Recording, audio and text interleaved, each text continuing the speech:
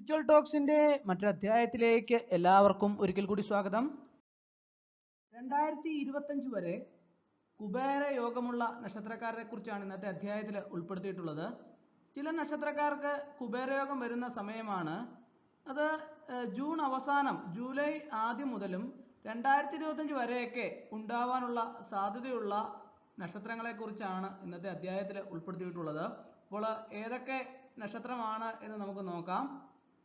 ഇവർക്ക് ധനനേട്ടം, കുബേരയോഗം പൊതുവെ ധനപരമായ നേട്ടം കൊണ്ടുവരുന്ന ഒന്നാണ്. ധനം മാത്രമല്ല, തൊഴിൽ, വിദ്യാഭ്യാസ മേഖലകളിലും ഇത് നേട്ടം നൽകും. ഇത് ജീവിതത്തിലുടനീളം നല്ല ഫലങ്ങൾ ഉണ്ടാകും. എല്ലാ നാളുകാർക്കും ഇത് ലഭിക്കുകയില്ല. ചില പ്രത്യേക രാശിക്കാർക്ക്, ചില പ്രത്യേക നാളുകാർക്കാണ് ഈ അവസരം വരുന്നത്. ഇത് 2025 വരെ നീണ്ടു നിൽക്കുന്ന യോഗം കൂടിയാണ്. ഏതെല്ലാം നാളുകാർക്കാണ് ഈ ഫലം ലഭിക്കുന്നതെന്ന് അറിയാം.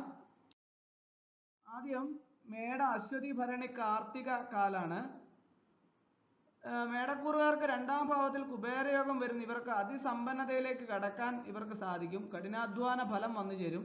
സമ്പത്തും സമൃദ്ധിയും വന്നു ചേരും. പൂർവിക സ്വത്ത് സംബന്ധമായ തർക്കങ്ങൾ ഉണ്ടായിട്ടുണ്ടെങ്കിലും ഇത് മാറിക്കിട്ടും. ആഗ്രഹിച്ചിട്ടും നടക്കാതിരുന്ന കാര്യങ്ങൾ സാധ്യമായി കിട്ടുമെന്ന് മാത്രമല്ല, വീട്, വാഹനം, വസ്തു എന്നിവ വാങ്ങാനും വിൽക്കാനും ശ്രമിക്കുന്നവർക്ക് ഇത് സാധ്യമാകും. കടബാധ്യതയുള്ളവർക്ക് ഇതിൽ നിന്നൊക്കെ മോചനം ലഭ്യമാകും. ഭാഗ്യസമയമാണ് ഇവർക്ക് വരാൻ പോകുന്നത്. അതായത് കടം കൊടുത്ത തിരികെ ലഭിക്കാതിരുന്ന പണമൊക്കെ കൈവശം വന്നു ചേരും. സ്വർണം, പണം എന്നിവ കടം നൽകിയത് ലഭിക്കും. വിദ്യാർത്ഥികൾക്ക് മികച്ച ഫലം ലഭിക്കും. ഇവർക്ക് മത്സര പരീക്ഷകളിലൊക്കെ വിജയമുണ്ടാവും. ആഗ്രഹിക്കുന്ന രീതിയിൽ രാഷ്ട്രീയക്കാർക്ക് നേട്ടമുണ്ടാകും. ജനപിന്തുണ ലഭിക്കും.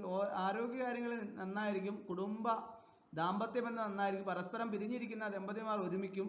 പങ്കാളികളുടെ പൂർണ്ണ പിന്തുണ ലഭിക്കും. പൊതുവെ സന്തോഷവും സമാധാനവും ഐശ്വര്യവും ഒക്കെ ലഭിക്കും. അടുത്തത് കർക്കടക രാശിയാണ്. പുണർദം, പൂയം, ആയില്യം. ഇവർക്ക് കുബേരയോഗത്തിലൂടെ അതിസമ്പന്ന യോഗം ലഭ്യമാകും. ഇവർക്കിത് 11ാം ഭാവത്തിലാണ് നിൽക്കുന്നത്. ഇതുകൊണ്ട് അപ്രതീക്ഷിത ധനനേട്ടം ഉണ്ടാകും എന്ന് മാത്രമല്ല, പ്രധാനമായും കർമ്മ മേഖലയിലാണ് മികവുണ്ടാകുന്നത്. പുതിയ അവസരങ്ങൾ തേടി വരും. പുതിയ ജോലിക്ക് ശ്രമിക്കുന്നവർക്ക് അതിലേക്ക് കടക്കാൻ സാധിക്കും. ബിസിനസ്സുകാർക്ക് നല്ല ഫലമാണ്. നിയമപരമായ പ്രശ്നങ്ങളിൽ നിന്നൊക്കെ മോചനം ലഭിക്കും. അപ്രതീക്ഷിതമായ നേട്ടങ്ങൾ, അതായത് പലവിധ ഭാഗ്യാനുഭവങ്ങളൊക്കെ വന്നു ചേരും.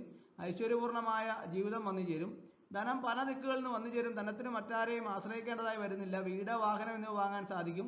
കുടുംബബന്ധങ്ങൾ നന്നായിരിക്കും. ഇവർക്കൊപ്പം സമയം ചെലവഴിക്കും. വിദ്യാർത്ഥികൾക്ക് പഠന മികവ് പുലർത്താനും മാതാപിതാക്കൾക്ക് മക്കളുടെ പേരിൽ അഭിമാനം ഉണ്ടാവാനൊക്കെ ഉള്ള സാഹചര്യം ഉണ്ടാവും. ആരോഗ്യപരമായ നല്ല സമയം കൂടിയാണ്. അടുത്ത കന്നി രാശിയാണ്. ഉത്രം, അത്തം, ചിത്തിര. ഇവരുടെ ഈ യോഗം വരുന്നത് ഇവർക്ക് അതിഗംഭീര നേട്ടങ്ങൾ ഉണ്ടാകുമെന്ന് മാത്രമല്ല, ഇവരുടെ 9ാം ഭാവത്തിലാണ് ഇതുള്ളത്. ഇതുവരെ ഉള്ള കാഴ്ചപ്പാടുകളൊക്കെ മാറും. ആഗ്രഹ സാഫല്യം നേടാനാകും. അത്ഭുതാവഹമായ അനുകൂല മാറ്റങ്ങൾ ഉണ്ടാകും. ജോലിയിൽ നല്ല മാറ്റങ്ങൾ ഉണ്ടാവും. ആഗ്രഹിക്കുന്ന കരിയർ ലഭിക്കും. പുതിയ ബിസിനസ് സംരംഭങ്ങളൊക്കെ ആരംഭിക്കും. നിലവിലുള്ള ബിസിനസ് മെച്ചപ്പെടും. പല ധനമേഖലകളിൽ നിന്നും ലഭിക്കും. അതുപോലെ തന്നെ കിട്ടാക്കടങ്ങളൊക്കെ ലഭിക്കും. ധനപരമുള്ള തടസ്സങ്ങളൊക്കെ നീങ്ങും.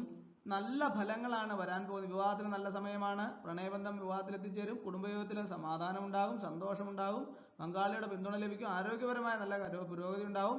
ജീവിത നിലവാരം മെച്ചപ്പെടും. വീട്, വാഹനം, വസ്തു എന്നിവ വാങ്ങാൻ സാധിക്കും. ഷെയറിലൂടെ ധനലാഭം ഉണ്ടാവും. സമാധാനവും സന്തോഷവും ഉണ്ടാവും. ദാമ്പത്യത്തിലും കുടുംബത്തിലും ഒക്കെ നല്ല ഫലങ്ങൾ ഉണ്ടാവും. കുബേരയോഗം നന്നായി ലഭിക്കാൻ വ്യാഴപ്രീതി വരുത്തുന്നത് നല്ലതാണ്. ഇത് ജീവിതത്തിൽ ഉയർച്ച കൊണ്ടുവരാൻ സഹായിക്കും. അപ്പോൾ ഇന്നത്തെ അധ്യായം എല്ലാവർക്കും ഇഷ്ടമായെന്ന് വിചാരിക്കുന്നു. ഒരിക്കൽ കൂടി നന്ദി പറഞ്ഞു നിർത്തട്ടെ. നന്ദി, നമസ്കാരം.